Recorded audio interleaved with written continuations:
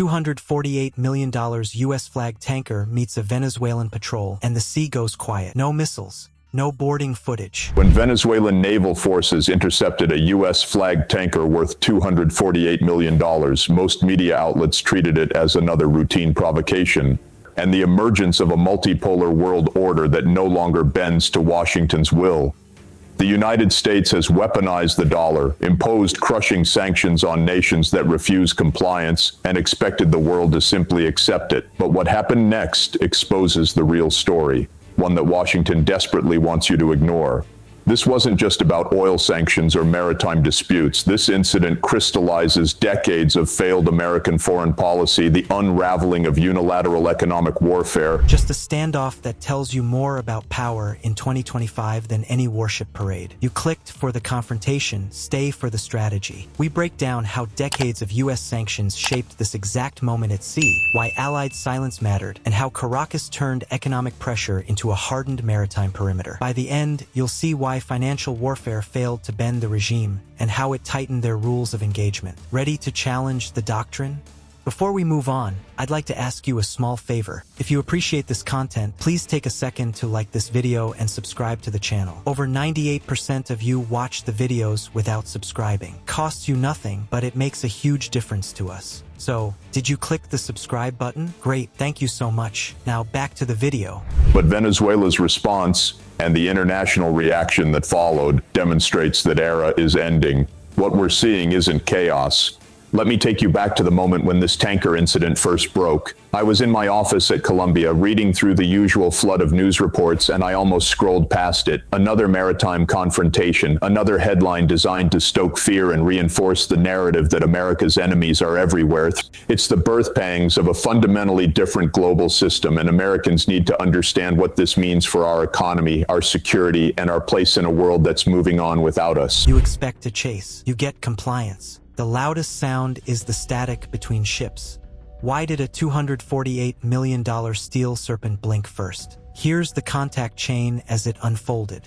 A U.S. flagged tanker crosses into waters Caracas claims as part of its exclusive zone. A Venezuelan patrol craft moves in and takes the mic hails go out on open channels. The tanker responds, adjusts speed, shifts a few degrees off its original track. AIS, the public transponder feed ships use, shows a twitch, then steadies. The patrol keeps station abeam, not ramming, not boarding, just holding presence. The tanker's crew sticks to the script: acknowledge, comply, keep the engines happy, avoid giving pretext. But then comes the paradox. Years of Washington's economic squeeze were built to isolate Caracas. At sea, the local Navy says thanks for the pressure and drives the rhythm without firing a shot. And what I found wasn't a story about Venezuelan aggression or rogue state behavior. What I found was a mirror held up to American foreign policy. But something made me stop. Something made me dig deeper into what actually happened when Venezuelan naval vessels approached that American tanker in disputed waters off their coast. And the reflection is deeply uncomfortable for anyone who still believes in the myths we tell ourselves about American exceptionalism and our role in the world. You see, this incident didn't happen in a vacuum. It happened against the backdrop of more than 2 decades of American economic warfare against Venezuela. You see a small hull, light armament, thin radar, and think it lacks weight. What it has is ground truth. The intercept happens inside a claim line Venezuela treats as home turf. Define the box. Caracas cites a 200 nautical mile exclusive economic zone. It layers a contiguous zone beyond that, a belt where it says customs and security laws still reach. Under that frame, officials call their move protective jurisdiction. In their view, a tanker inside that belt is fair game for questions, course corrections, compliance checks. They're not searching the hold. They're asserting a right to manage behavior. It's law as terrain, a map line as a force multiplier. Now hardware versus leverage. The patrol craft carries light guns and a radio mast. Can't outfight a destroyer. It doesn't have to. It uses 3 tools: legal signaling, proximity, and time.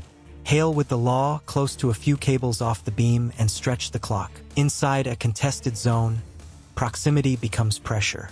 You can challenge a ship's duty to avoid collision. You can set the tone with a steady bearing and a slow count. The lighter boat wins by forcing the bigger target to care about risk. Sanctions show up in posture. Long-term pressure rewires command culture.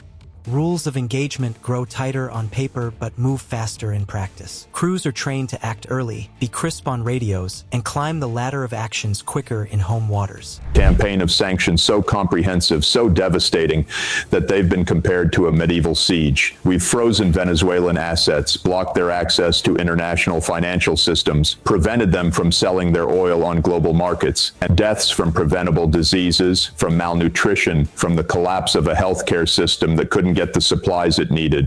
And we've done all of this while claiming we care about the Venezuelan people and made it nearly impossible for them to import food, medicine, and basic goods. The human cost has been staggering. Estimates suggest that tens of thousands of Venezuelans have died as a direct result of these sanctions. They accept brinkmanship not for glory, but because the state tells them survival rides on control of the near sea. Stress becomes doctrine. Caution looks aggressive when you're the one being told to turn. Follow the sanctions to sea pipeline and you see a pattern. Logistics suffer. Fuel scarce. Spare parts lag. Big hulls stay pierside more often. But doctrine swells. Investment shifts to coastal watches, cheap sensor nets, and small boats that can mass like a picket fence. You get auxiliaries that look like a maritime militia, crews drilled on scripts, flags, and radio cues. Intercepts become rehearsed theater. The message is the weapon. This water is managed, your margin is thin, and we have the patience to outweight you. Meanwhile, the Allied net doesn't light up. Traditional partners stay muted. Statements come out careful. Major powers nod toward a state's right to enforce claims. That silence changes your calculus. When the room is multipolar, the old playbook of instant backing goes stale. Gray zone moves thrive in that gap. You can't escalate your way out if your friends won't echo your lines at the mic. So the payoff lands here. The tanker's price tag wasn't the prize. The real haul was data on resolve. Economic warfare didn't crack the hull. It forged a navy that plays well in denial zones and carries a ready-made story for every intercept. Caracas comes away able to say, we enforced, they complied, order held. That narrative locks in control more firmly than a warning shot ever could. If pressure built the perimeter, then the next move has to address the wall itself. Do you try to kick it in with more coercion, or do you pull pieces out with a strategic pivot that rewrites the incentives at sea? Financial warfare built armor. It didn't break the state. It forged a harder shell and a wider perimeter at sea. Sanctions narrowed options, but they also trained reflexes, faster hails, tighter scripts, and a calm confidence inside disputed lines. In a multipolar room, silence from old partners and quiet nods from new ones turned lawfare into leverage. You want strategy over slogans. Subscribe. Comment your choice below.